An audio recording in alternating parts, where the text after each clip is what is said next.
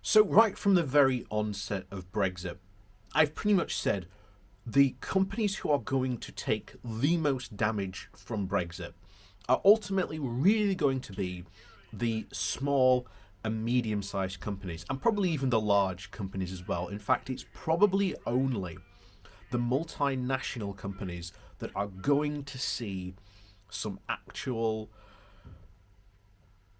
probably damage from it, but shall we say, probably best to deal with the damage limitation. I mean, when we're talking about small and medium companies, the definitions rapidly vary, because a small company, again according to our government, is someone that employs less than 100 people. You're a medium-sized company if you employ something like less than I think it's 300 people or 500. I can't remember what it is. I think they changed the definition of it a couple of years ago, and I can't remember what it moved to. And then large companies are anything, I think, what they class from like 1,000 upwards. And ultimately, it is really going to be the small and the medium companies that take the biggest hit on this, because it's not just the cost of actually having to send stuff, as shocking as that is, because this is the big thing you never hear the Brexiteers and the right talk about: the actual costs and the processes involved in actually doing the trade.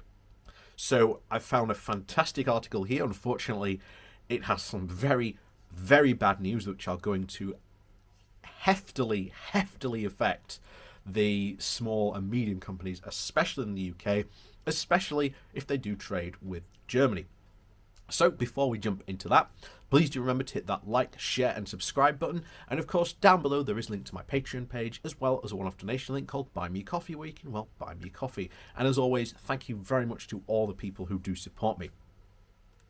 So, this comes from Lodestar, and this is one of the industry standards of logistics and supply chains when it comes to that. That's what they talk about. So the title of the article is New Brexit Blow for the UK Traders, as Germany axes VAT exemption on low value imports. And who sends low value imports? Well, small to medium sized companies. So UK business is again looking for workarounds to try and continue with the EU after Germany has announced that it will be ending the VAT exemption for goods valued at less than €22. From the 1st of July, companies will be required to pay import charges on all goods entering Germany from non-EU countries, including the UK. And this follows an EU incentive aimed at averting VAT fraud and impending preferential treatment for non-EU mail order companies. One UK-based SME selling records told the Lodestar, Brexit has become akin to death by 1,000 cuts, with restrictions on trade ramping up. This leaves me in a Brexit limbo right now, where I'm continuing to sell stuff direct, but only low value, under the €22. The record seller said, and now it is beginning to affect our sales, with a percentage of trade with the EU dropping from 25% down to 17%. So that is quite a large number. If you're again, this guy's a record seller doing very small volume numbers of trade, but from going from EU trade of 25% down to 17%, that's a lot of to try and absorb of loss there. So, attempting to actually get ahead of the situation, DHL has informed customers of the pending change and noticed that some exemptions would, however, remain. Customers will not have to pay import duties if goods were ordered from an online marketplace already registered in the EU and pays the VAT due to an EU country, or the so-called import one-stop shop solution, the company said. If the value on the goods is low, that the import VAT due is less than €1, meaning that goods are worth no more than €5.23, customs charges will be waived. For the customers that do not pay import duties in advance, DHL warned that it would pay these charges and then collect on them from the receipt customer on the delivery, or when it is collected at the retail outlet with a €6 VAT customs clearance fee. The head of the International Affairs at the Federation of Small Business, Jane Sibley, said that he was hopeful that the Brexit Support Fund for the new iOS would help SMEs avoid some of this pain. But what we really need to see is policymakers on both sides, he said, doing their utmost to try and minimise additional tariff and non-tariff barriers for the smallest firms as we try to get on the global economy back on track, he told the Lodestar. Fundamentally, though, firms are struggling with the new requirements that have arisen because of the UK-EU trade deal. Dealing and ending at the VAT exemption will hit lots of firms hard. Its own bid to try and simplify the new arrangement, FedEx Express also announced that it had reached agreements with the KPMG to try and offer the streamlined iOS solution at a discount fee, which it said would help e-commerce sellers outside the EU comply with the new rules. Vice President of Clearance and Operation, Marius Perkins, said that this was encouraging for customers to try and take up new solutions to avoid unexpected costs and delays. The record seller said that continuing business through the major portals, including eBay and Amazon, would cut through much of the red tape, and thus has offered the easiest route to market. But he said this came with an incredible steep in the rise of costs as well.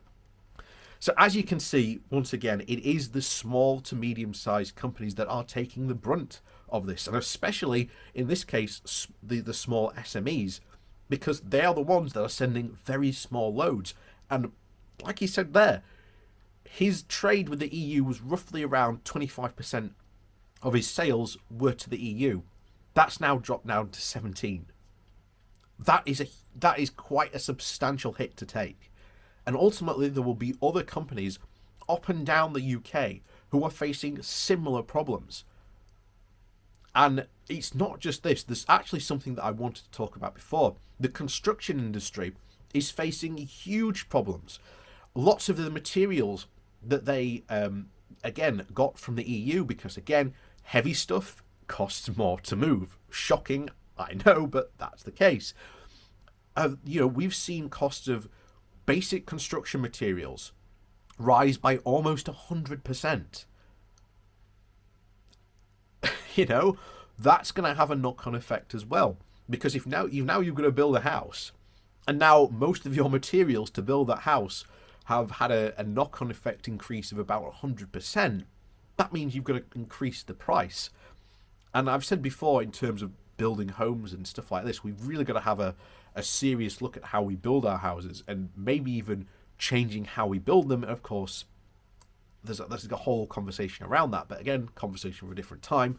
But overall, once again, Brexit is not going well for our businesses, and especially small and medium-sized businesses who are pretty much the lifeline and pretty much make up the economy for many small towns and throughout the UK.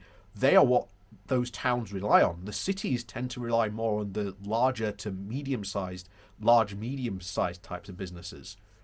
But again, this is not going well. So, as always, thanks for watching. Please do remember to hit that like, share, and subscribe button. And of course, down below there is a link to my Patreon page and a one-off donation link called Buy Me a Coffee. And as always, thank you to all those people who do support me. And of course, we'll see you all next time.